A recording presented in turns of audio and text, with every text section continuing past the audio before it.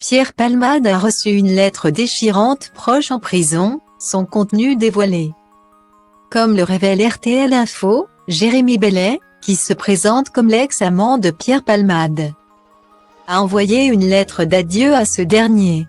Dans sa story Instagram, l'homme a dévoilé un extrait de celle-ci, où il dit vouloir couper les ponts avec l'humoriste en prenant le volant sous l'emprise de la cocaïne le 10 février 2023, comme il l'avait fait tant de fois auparavant. Pierre Palmade ne pensait pas que l'issue allait être aussi tragique. Pourtant, l'humoriste de 55 ans a bien failli ôter la vie à 3 personnes, alors qu'il circulait sur une route départementale. Il a heurté un autre véhicule dans lequel se trouvait une jeune femme enceinte. Elle a perdu son bébé après le choc. Le beau-frère de cette dernière, âgé d'une quarantaine d'années, et le fils de celui-ci, âgé de 6 ans. Tous ont été victimes de lourdes séquelles mais ont finalement pu quitter l'hôpital où ils se trouvaient.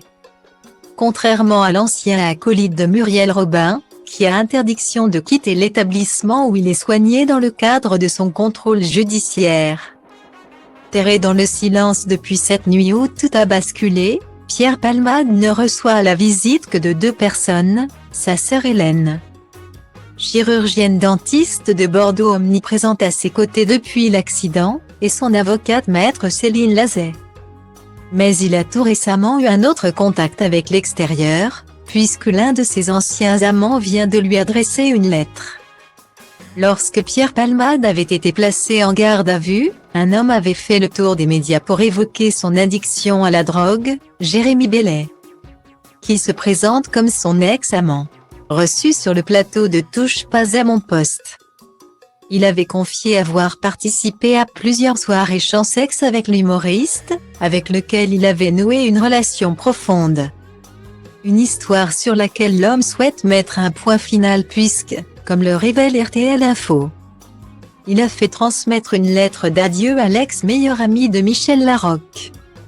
Ce lundi 10 avril, par le biais de son avocate.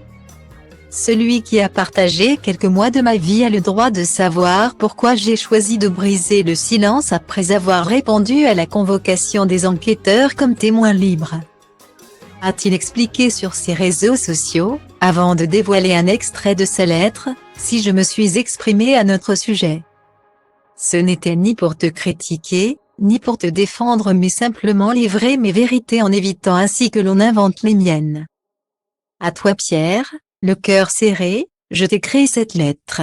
Il m'aura fallu 2 mois pour arriver à rédiger ces quelques mots qui te sont destinés.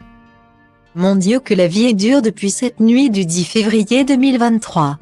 Cette tragédie a bouleversé ta vie, celle de tes proches et aussi la mienne. Point. Le reste, seuls Jérémy Bellet et Pierre Palmade en connaissent le contenu.